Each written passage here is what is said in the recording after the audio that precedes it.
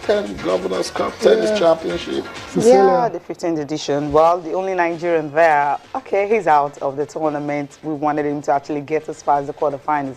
But Christian Paul, he's no longer there. He lost to Leon Harris, 6-1, 6-love. Well, it's more like less after just a little more than an hour. But he's no longer in the tournament. Of course, right now in the semi-finals, there is no Nigerian player in the semi-finals. But the good thing we have to take away from this year's tournament is the fact that we got someone who got to the quarterfinals. And with NTF, they promise that anyone that gets to the quarterfinals will definitely get their backings. And then now Christian Paul, we know that dreams come true. He said he needed a quarterfinal finish, and that's what he got. If he said final, who knows? Who knows? Maybe they've gotten to the semi-finals. We have Adin Sekic, of course, the world number 2, actually defeated Alexis Clerc. World number 1, of course, 6-love, 6-3, and Lloyd Harris beating Christian Paul. You have Takai Ganga, 6-4, 6-love, of course, defeating the Netherlands guy Ante van den Diem, and Sadio Doumbia, of course, beating Per Riba, who happens to be the number 2 from Spain, where he retired in the second set. I like seeing that in tennis. At all. Okay, there you have the semi-finals fixtures, okay, for today. Yes. Of course, it's definitely, well, I'm not really happy because I'm not going to be seeing any Nigerian there. But the game I'm looking forward to is between Lloyd Harris, of course, Adin Sekic is the number Cecilia, 1 player. I knew you were not going to try to repeat that name. Come on, I thought about that. Like, I was like, let me see how Cecilia will get through. I was definitely not going to repeat that name. okay, I can try it. Ganga. Okay. That's Gaga. Okay. Takai. Ganga. I'm interested in him because he's going to be flying African flag. Where's he from against Cecilia? Zimbabwe. Yeah. And of course, there's also Lloyd Harris, South Africa. Yeah, South Africa. Well. That's why I'm not feeling so bad about Christian Paul's defeat, because it was to an African. If it was to any other person, I would have just... Did you see the scoreline again? I know, but 6-1, 6-love suggests the golfing class between those two players is just massive. Put it as a reflection of what tennis is in Nigeria and what it is in South Africa. He's number 4 seed, in the tournament. And for Christian Paul had to go through the qualifiers. They entered the main draw before he played the first round. Second round, of course, quarterfinal. So exactly, and we talked about the National Tennis League, of course. He was there on Saturday. He was the one who won the second game that ensured that his team from Abuja, emerged champion. So just look at all the games he's playing. Having to go through the qualifiers. So imagine he didn't play that. He didn't play that league. That's the Where thing. will he get the experience from? That push to get to the quarterfinals? I'm sure officials of tennis in Nigeria, they're listening, they're watching this show to see.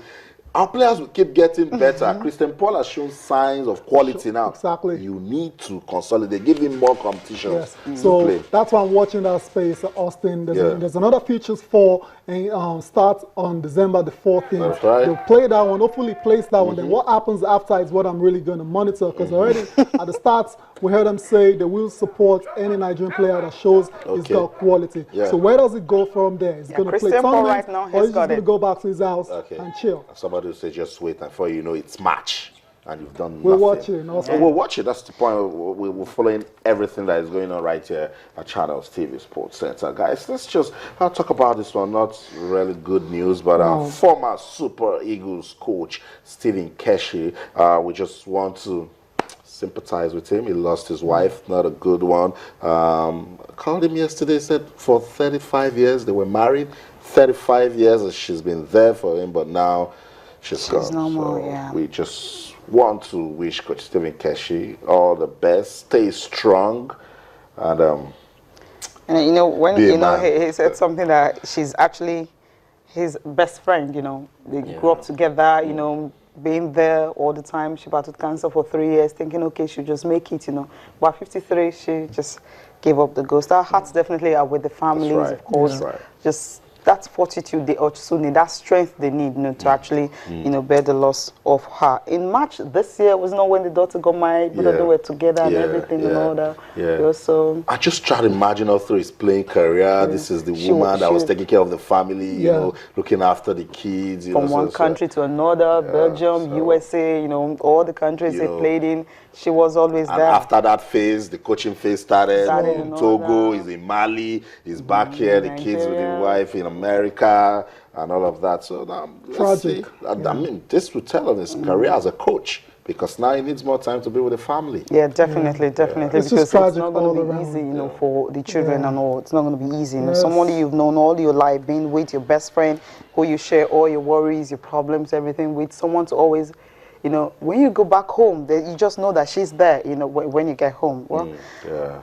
Not a good one. May Coach have to Stephen rest in Keshi, peace. the team at Channels TV Sports Center, we just want to sympathize with you, accept our deepest condolences. God will be with you and your family at this time. So let's see if there's some Twitter messages we'll read on the show. Yeah, This morning, we told you keep those messages coming on Twitter, we're Channels_sports, and on Facebook, we're Channels-sports. We can have some of them on the screen. We will read them. That's right, Cecilia. Do you want to throw this one for us? okay, this one is coming from Iwat Eibio. He says, our goalkeeper got us to the finals of the AFCON under 23 tournament. Okay, definitely performance was man of the match performance from Daniel. That's right. Yeah, I he was agree. really good in Yeah, that. we all particular agree, tournament. Austin. Yeah, we all saw that game. We saw it panned out.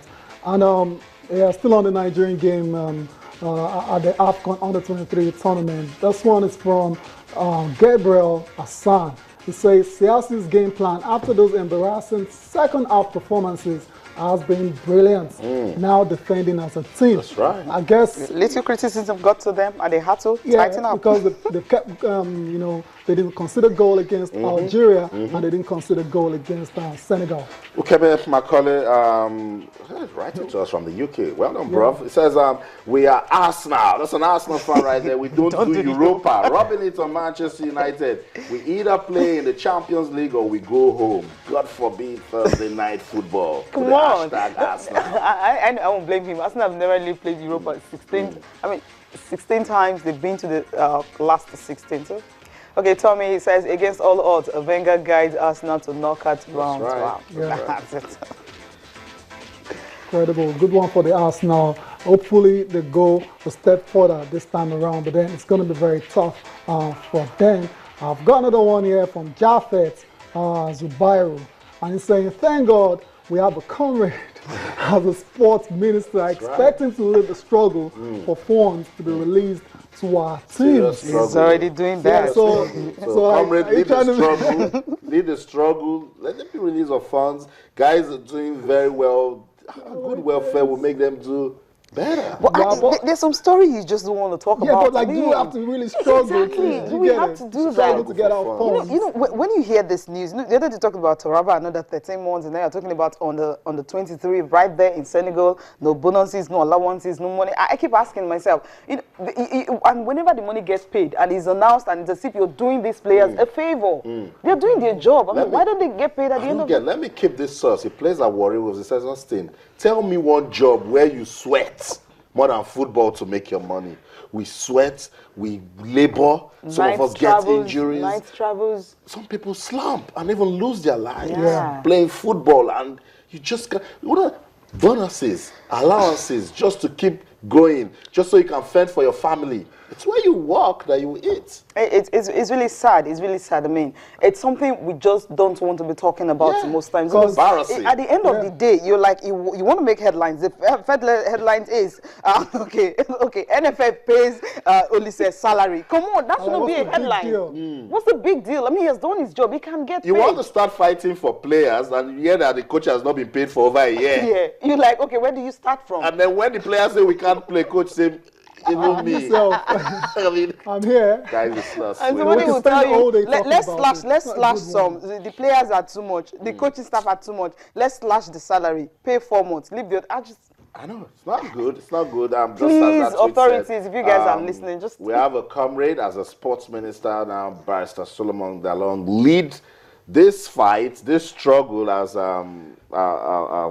Japheth said. Yeah. So we can bring about a change. We need sports to be admirable in this country. Let's go on a break now. When we come back, we'll be joined by our issues man, Ben Alai, standing by for newspaper review and talks on all that is going down in sports in Nigeria. Don't go anywhere. We'll be right back. Stay.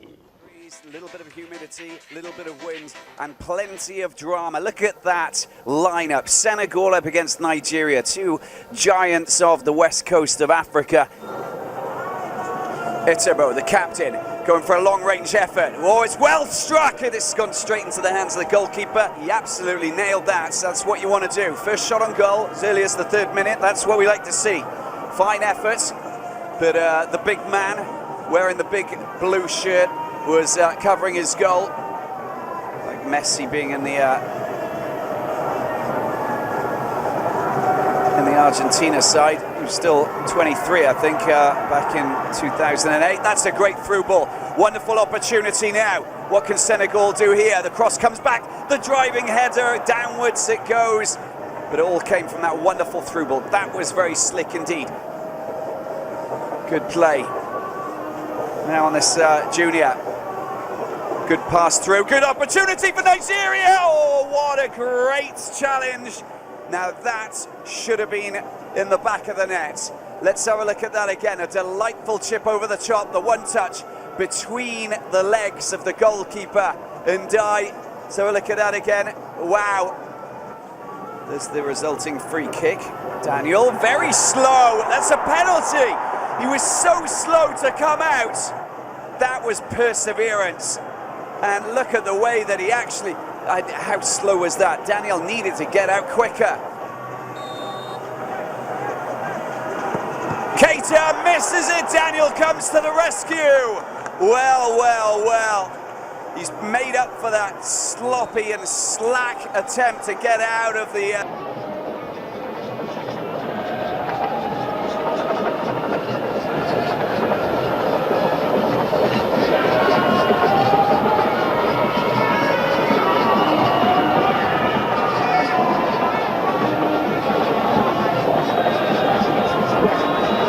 Kufre's challenge. Oh, there's been a mix-up, That's handball, it's going to be a goal surely. Penalty, or, yeah, it's a penalty. They put it in the back of the net. Look at that handball, he's been sent off. It's all happened in the space of a moment. Incredible scenes. Yellow, it's not yellow, it's red. Chun goes off, and they're down to 10 men. He's absolutely livid, the youngster. He can't believe it. Score the penalty. That's going to be a different cup of tea altogether. Look at the communication. Now that was comical. That was just ridiculous. Communicate. Etebo with the penalty. Can he find the back of the net? Yes, he can. Nigeria have taken the lead. 1-0 for the Dream Team 11.